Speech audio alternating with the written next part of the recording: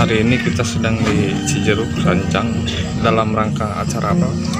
Dalam rangka acara Sawala Ageng Garwa Karumat Leuweung Sancang yang digelar oleh Paguyuban Cimanuk dan Rangkaian Patanjala. Bicara soal pelestarian Leuweung Sancang sebagai kawasan konservasi yang harus dijaga. Begitu. Kita mau berangkat ini baru di PKSDA Sancang ya, ke lokasi. Tetap stay tune dan jangan lupa subscribe terus Camtek.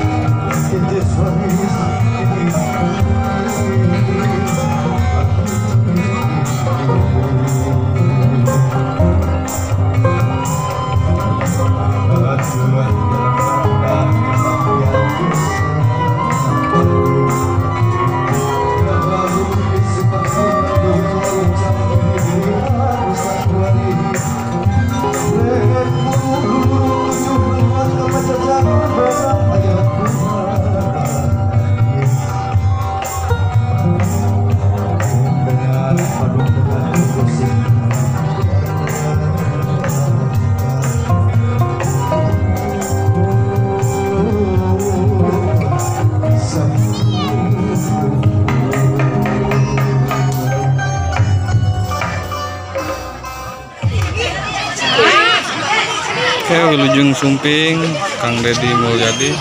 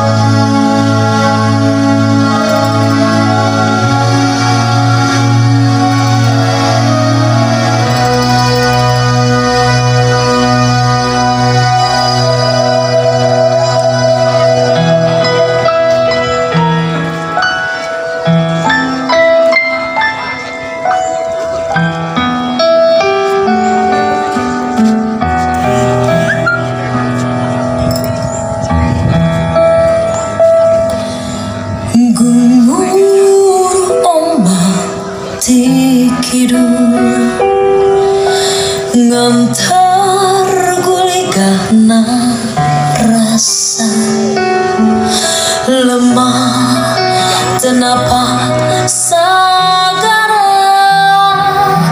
rek mulang ka mana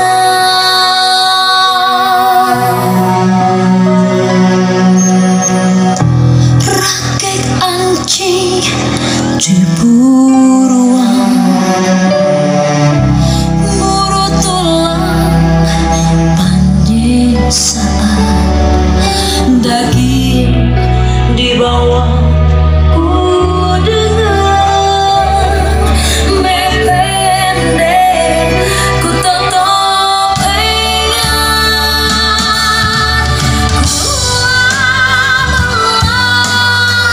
ku ku ringan lembur endah pandidengan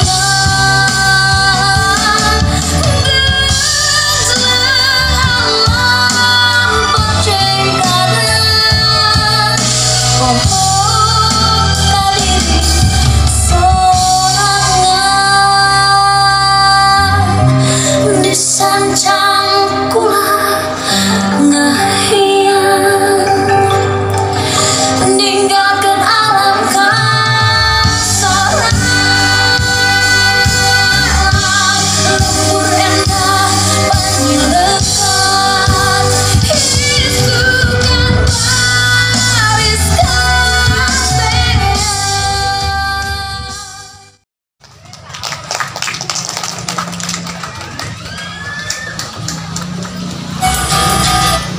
Bismillahirrahmanirrahim. Assalamualaikum warahmatullahi wabarakatuh.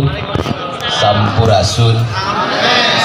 Paralun anu kasuhun meninggali nu dipamrih ajrih kapihatur kahiyat rumuhum ngawasa alam mayapada marcapada madyapada ngawasa jagat berang ngawasa jagat penting ngawasa jagat poek ngawasa jagat caang ngawasa alam bihari alam kiwari jeung alam poe isu kapihatur nu dipihormat Abah Hoer Pak Herudin anu janten pupuhu inisiator panata calagara pulangkeun urang Sunda kasarakan pangbalikan kasarakan alam padang poe panjang nagara tunjung sampurna kasarakan caang bulan 14 jalan gede sasapuan kasarakan cerik putih cak herang kasarakan kacai jadi salewi kadarat jadi saloga kasarakan sareundeuh saigels kap sapihanean kasarakan manunggaling kaula Gusti manusa ngahiji jeung alamna mahujang manusa ngiriknya hiji jeung dirikna manusa ngahiji jeung Gustina manunggal pingaranenana Pak Wamen mungkin bingung dari tadi saya ngomong apa. Pak Wamen saya hormati beliau orang Dayak dengan orang Sancang itu sama musiknya juga sama selalu ada ketukan selalu ada tiupan yang mengiringkan manusia dengan lingkungan dengan atmosfer alam raya yang sempurna ini. Pak Camat, Pak Dandim yang saya hormati, kemudian juga pangauban dari Garut, Tasik dan seluruhnya. Air mata saya itu selalu berurai kalau masuk wilayah Sancang. Saya keliling ketika dulu jadi Bupati Purwakarta, saya keliling di 1.700 titik di Jawa Barat dan Banten. Di antara 1.700 titik itu ada dua tempat yang selalu mengikat batin saya luar biasa. Yang pertama adalah Gunung Halimun, yang kedua adalah Leuweung Sancang. Apa sih yang mengikat? Saya merasa bahwa turunan Pajajaran ini durhaka pada leluhurnya. Kedurhakaannya adalah menganggap leluhurnya kafir, menganggap leluhurnya musyrik, menganggap leluhurnya orang yang tidak beragama. Kalau saya melakukan analisis teologis secara mendalam, justru terbalik. Leluhur Sunda itulah yang paling islami dalam perilaku hidup.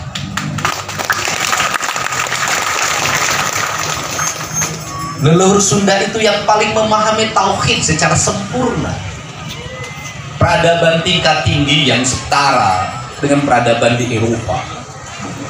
Betapa tidak? Manusia yang sempurna itu adalah manusia yang sudah tidak ada pemisah. Tidak ada majelis Tuhan, tidak ada majelis setan. Seluruh alam raya ini majelis Tuhan. Karena seluruh alam raya ini majelis Tuhan. Kalau manusia ketika lihat angin kemudian air matanya keluar dan dia ingat sama Allah. Kalau manusia lihat gunung kemudian air matanya keluar maka ingat sama Allah. Kalau manusia lihat deburan ombak maka air matanya keluar maka ingat sama Allah. Kalau manusia berzikir, kalau melihat gajah tidak mau membunuhnya karena itu sedang bertasbih dan berzikir, dirasuki setan keserakahan. Kenapa? Rohnya tidak cukup dengan yang disyukuri dari hamparan itu. Jadi bagi saya fatwa kekafiran di tanah Sunda adalah fatwa untuk para perusak alam, para perusak lingkungan, pencemar air, kaum serakah. Dialah orang-orang kafir yang tidak akan pernah diampuni dosanya oleh Allah. Kenapa kafir? Hatinya tertutup dari kebenaran, hatinya tertutup dari nilai-nilai, hatinya tidak terketuk oleh penderitaan. Itulah orang-orang kafir. Ini yang harus dicerahkan kita kalau kita ingin menghadap kemajuan.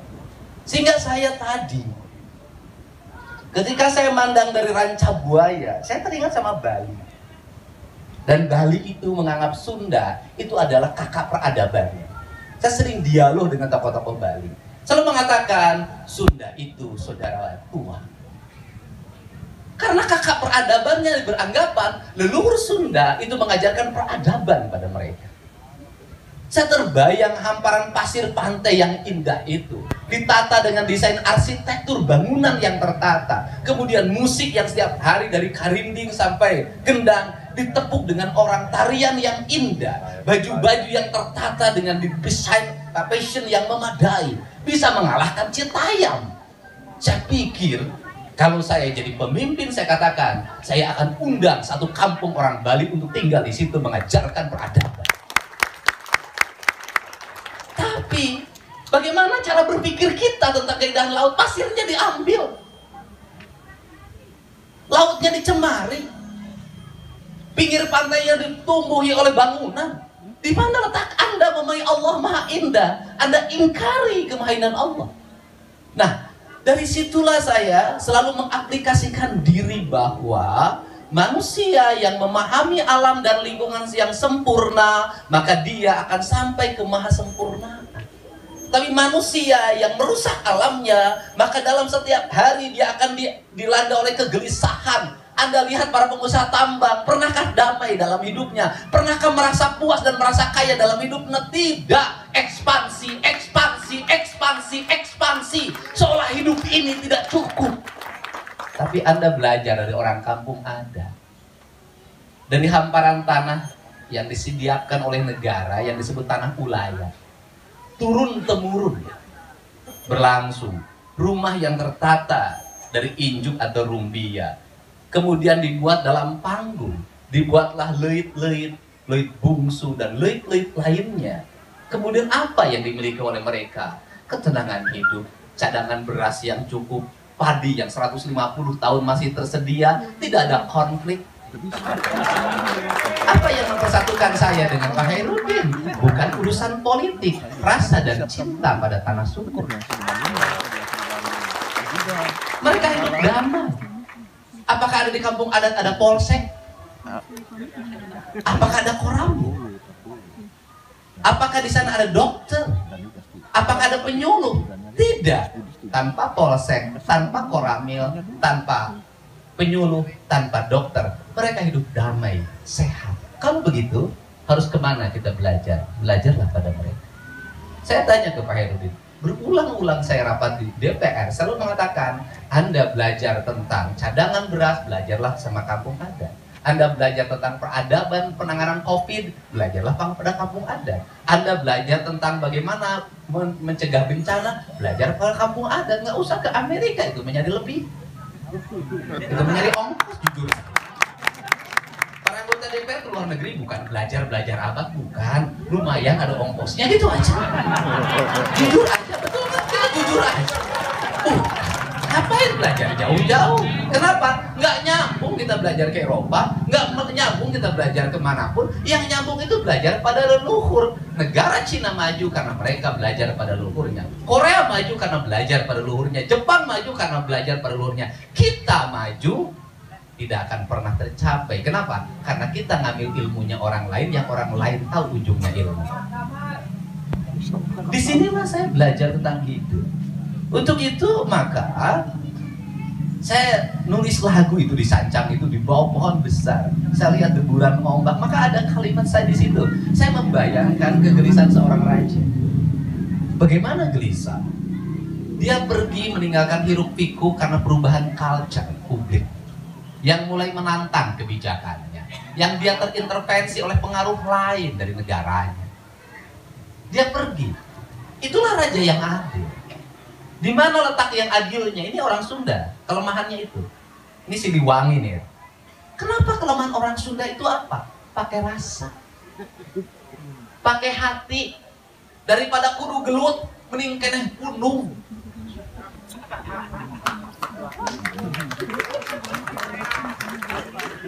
Embungan orang Sunda durder gelut embungan. Daripada harus berkelahi memperebutkan kekuasaan, orang Sunda itu lebih baik pergi ngababakan. Dia membangun peradaban baru. Itu ciri khas dan itu juga saya alami. Ngerti? Embung gelut mata lain tawani gelut. Tega. Tidak diajarkan untuk berkelahi. Saya katakan di Sunda itu nggak diajarin berkelahi, enggak. Orang hidupnya pakai rasa. Maihan sirem we teu tega, komo maihan batur. Jadi lamun tukang gelut lain urang Sunda sia. Aduh dulu terus gimana tepatnya? Pastikan dulu, jangan sampai kita besok ke sana. Seorang Sunda mah dua pilihanana, musuh kudu dijauhan, lawan kudu disingkahan. Tapi lamun kasadekeun dicacan jadi 14 wae. Karena bela diri. Nah, itu Siliwangi itu gini ceritanya. Dia ada perubahan kultur masyarakat yang sudah mulai berontak. Mulai ini raja nggak benar, ini cara berpikirnya salah, ini. Dia loh, Anda ini apa yang diperdebat? Dia nggak mau masuk dalam perdebatan itu. Maka dia pergi. Ketika dia pergi, dia menuliskan pesan. Apa? Tunggu pada sewaktu-waktu, kau akan mengalami kehancuran peradaban. Kenapa? Karena kau ingkar dari tatali paranti karuhun. Suatu saat rageng anjing di buruan, muru tulang panyesaan, daging dibawa kudengan, mependek kutotopengan. Apa itu? Setiap hari kita bertengkar, berebut tentang satu hal, tapi yang kita perebutan itu tulang. Karena dagingnya sudah diambil oleh orang lain. Muru tulang penyesean daging geus dibawa ku deungeun, mependek ku totopengan. Artinya apa? Yang kita banggakan ini hanya totopengan, bukan wajah kita. Baju lain nu urang, calana lain nu urang, peci lain nu urang, KBG nu batur, nu urang mah eueuh geus teu bogana naon, da KBG barang impor. Inilah. Sehingga saya tahu betul filsafat Siliwangi itu. Kenapa Siliwangi selalu menang dalam pertempuran? Bukan karena dia jago berkelahi, bukan.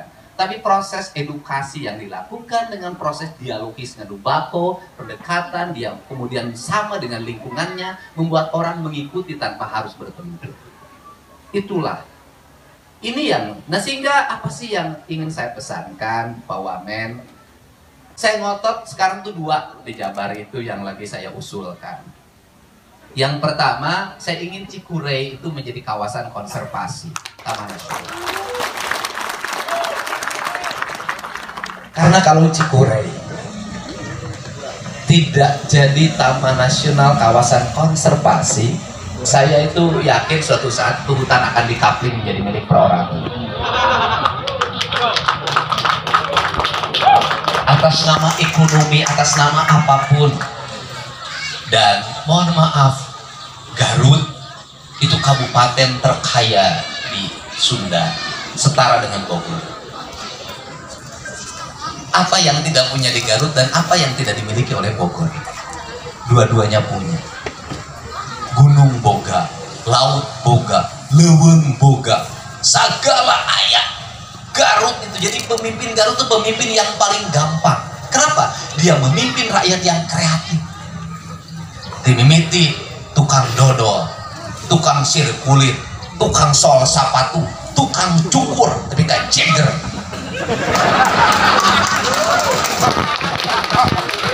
Saya tuh karena setiap hari gaul dengan orang Garut. Aing unggal amprok di plong, aing urang Garut. Tukang nanggung sol sapatu tengah peting, hujanan urang Garut. Tukang kupat, tukang batagor, urang Garut. Aya nu geulis pipa majikan nu ngorak, urang Garut. Luar biasa. Jadi pemimpin Garut itu pemimpin yang dengan mudah. Kenapa? Rakyatnya sudah punya branding, sudah punya merek. Domba Garut. Aing baris domba 100 siki, domba Garut. Aing baheula kerja di bupati, moal eleh ku Garut sia ku aing.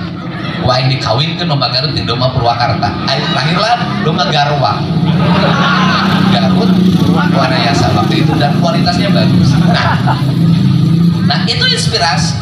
Nah bagaimana harus dilakukan oleh Pak Hoer? Saya katakan kawinkeun domba Garut jeung domba Australia.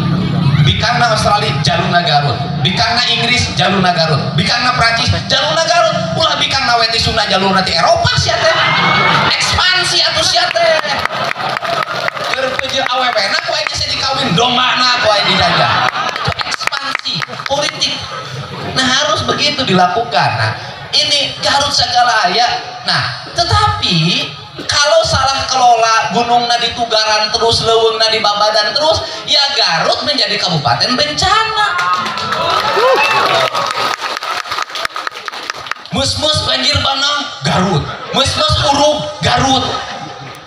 Nggak bisa rubah. Saya tuh kadang-kadang jadi DPR tuh itu banyak gagasan, miskin kebijakan. Saya jalan Pak, itu selalu saya perhatikan. Saya jalan dari Pangalengan sampai sini. Saya bilang gimana jalan ini nggak longsor terus. Kalau pohon yang di daerah tebingnya oleh rakyat ditebangin, apa yang harus kebijakan negara? Gampang. Lamun saya jadi pamimpin, kabeh tanah gigiran jalan provinsi jeung jalan nasional 2 hektar kan itu dibeli ku aing kabeh. Itu caranya. Setelah itu ditanamin pohon, caringin, lain pohon matahari dari caringin, tanjung, ya kan? Rupa-rupa tatangkala nu gede anu teu bisa dituar kaina yang nggak bisa ditanam. Baru selesai Pak. Tapi selama bahwa tanah itu milik warga teu boga penghasilan kecuali ngajual kai jeung jing sisi jalan yang nggak akan bisa. Kenapa? Biaya recovery perbaikan jalan jauh lebih mahal dibanding harga jenjing. Dan itu saya waktu jadi bupati saya ketemu Ahok.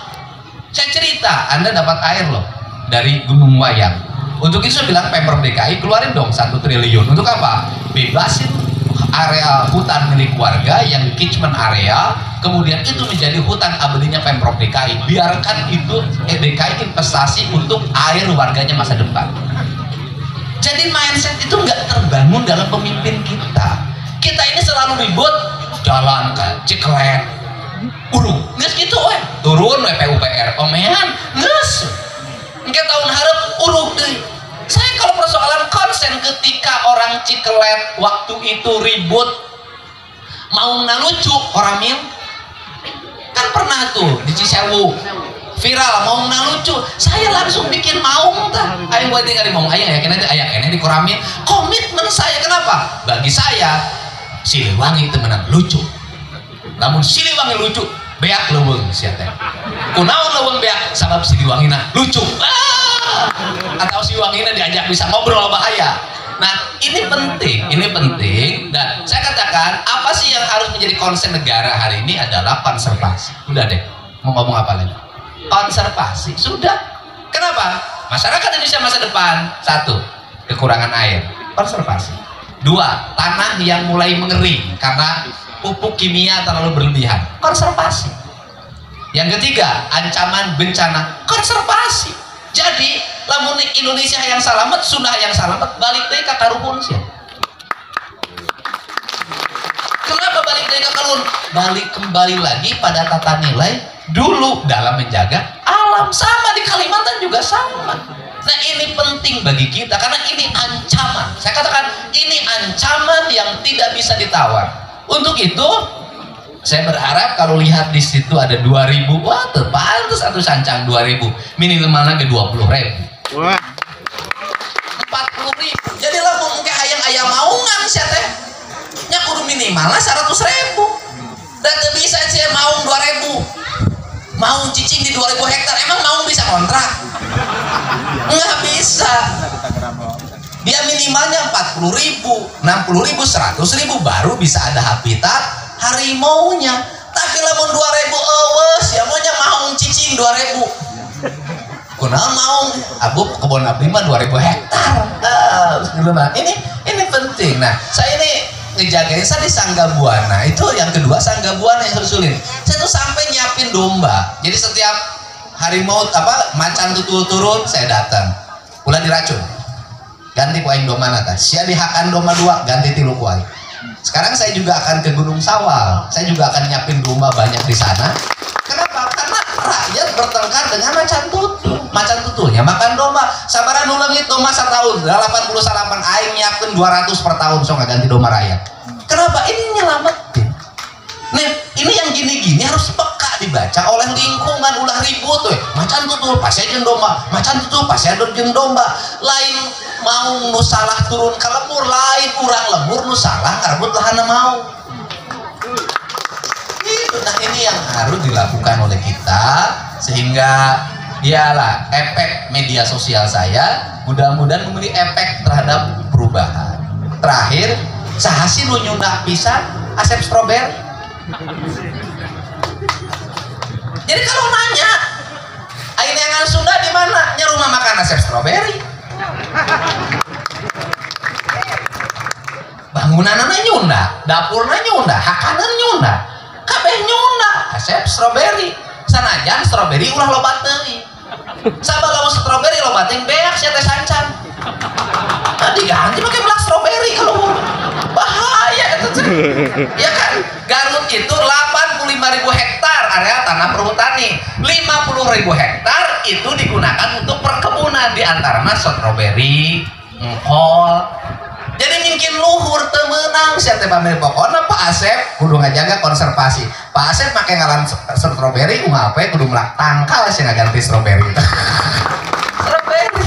Nah, saya selalu ngomong kunaon bangunan sedangkan orang penuh terus ke rumah makan Sunda. Ari imahna teh Sunda. Saya itu orang yang bukan begitu. Ya, kalau begitu seluruh bangunan rumah, kampung, kantor harus Sunda lagi. Ulah Sunda teh ayana di Asep Strawberry, Sunda teh kudu aya di kabeh lembur, kabeh kota, pusat pemerintahan, kabeh kudu balik deui ka arsitektur Sunda. Lamun arsitektur Sunda teh berarti bangunan anu nyaah ka alamna, bangunan nu deukeut ka pananpoena, deukeut ka caina, deukeut ka anginna. Insyaallah jelema nu cicing dibangun arsitektur Sunda moal pernah asup angin, moal pernah jadi beuteung sabab geus ngahiji jeung bakteri jeung baksilna. Sabab ajaran Sunda bakteri lain dimusuhan, baksil lain dimusuhan, setan lain dimusuhan, tapi dibaturan. Aing geus ka baturna mah moal rek ngaganggu da babaturanna. Sok ngomong teh luhi dengan saya. Salah aku. Setan ulah osok dimusuhan, dibaturan, meh wawuh, geus mah wawuh, mah moal daek ngaheur. Setan diganggu eta babaturan kurang gitu. Makanya saya ini orang yang sering tidur di hutan. Jadi kalau jam 1 saya tidur jam 1 kelprok gitu. Aja dong aing gerhes ya teh. Sia cicing beladinya aing di dieu. Lamun sia nembongan ngalanggar undang-undang persetanan cai. Ya iya dong. Itu ghost Casper itu melanggar undang-undang itu. Kenapa? Karena hantu itu tidak boleh terlihat. Jurig itu menang, katingali lamun jurig nembongan eta ngalanggar undang-undang perjurigan. Itu bisa sih. Ulah nembongan sia lamun nembongan sia ngalanggar undang-undang. Sia dihukum sia ku juri di mana. Masing-masing beda alam. Mata ke urang Sunda ngomongna kieu. Dia didinya ulah di dia. Hayu urang hirup masing-masing ulah silih ganggu. Da urang boga kahirupan sewang-sewangan. Itulah omongan kita sama mantan.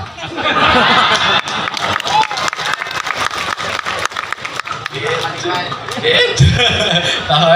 Jadi lamun jeung mantan ngomongna gitu, kamu di sana aku di sini, kita berdua sudah punya kehidupan masing-masing. Mari kita hidup damai bertetangga. Dan terakhir saya katakan, tidak ada kesejahteraan yang lahir dari kerusakan alam. Tidak ada kesejahteraan yang lahir dari kerusakan alam. Bapak ini orang Kalimantan, penambangannya luar biasa. Apa benar orang Kalimantan sejahtera? Cicing di kampung adat, boga kebon ukur saeutik, ngurus leuweung tukang imah, rakyatnya sejahtera. Apa ciri orang sejahtera?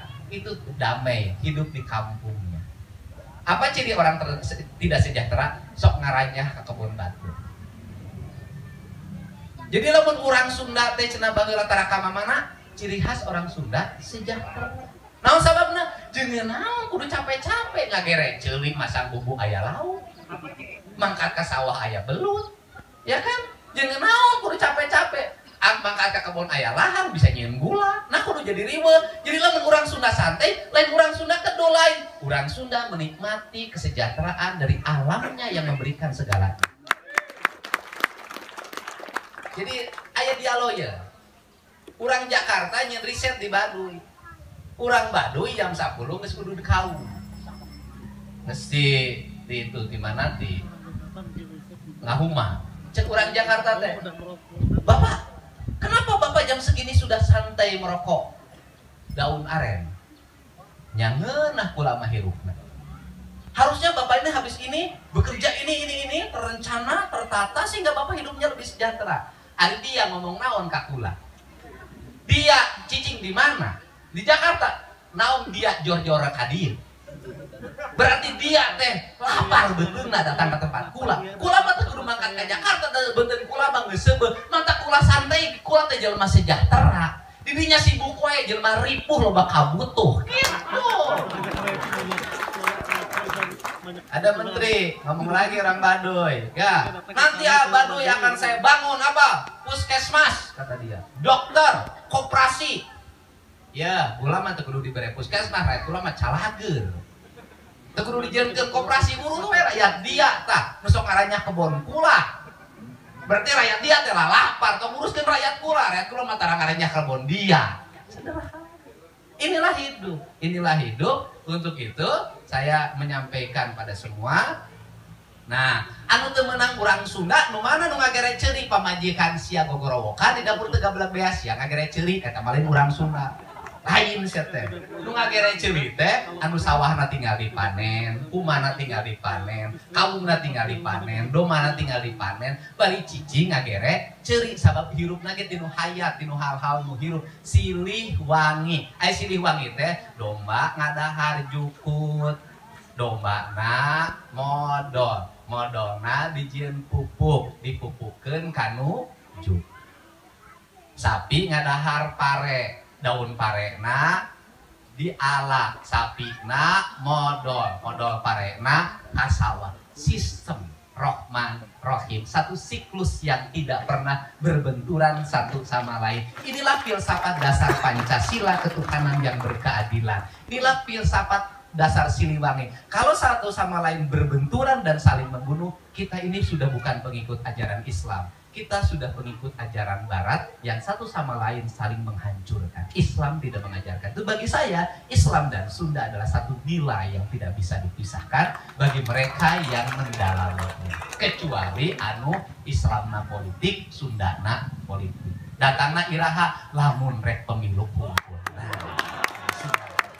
Rek pemilu kakarek disikat jadi Sunda, rek pemilu kakarek dipeci jadi Sunda, jadi Islam. Bukan itu. Bagi saya Islam itu adalah nilai dan saya selalu memperjuangkan sampai hari adalah saya ingin tanah Sunda itu menjadi tanah yang subur kembali, tanah yang rakyatnya damai, tentram dan tanpa bencana, ya kan? Kasancang kula ngahinyang ninggalkeun alam kaheman. Lembur endah panindeungan isukan baris di teang. Heud urang tenden dihandeulem hieum gesan sampeureun, cag urang tunda dihanjuan hiang gesan alaeun, paranti cokot bawaeun dituruban ku mandepun, diwadahan cupu manik astagina, dibuka ku nu ngaliwat, anu weruh kasemuna, anu apal kabasana, nu rancing asrasana, nu rancage hatena. Putra putu 3.000 begawan sawidak 5 nu hayang dilalakonkeun. Kemakmuran di tanah Sunda hanya akan diciptakan oleh gunung yang tertutup, air yang mengalir melahirkan danau-danau, kemudian melahirkan hamparan sawah, terciptalah transportasi yang menggunakan air sebagai sumber mata kehidupan dan transportasi, berubahlah rumah asalnya membakar sungai menjadi menghadap sungai. Itulah peradaban Sunda yang sebenarnya. Terima kasih. Wallahu muwaffiq ila aqwamit thoriq. Assalamualaikum warahmatullahi wabarakatuh. Salam Rasul. Mulai Hilal 2024, pilih Pak ORT.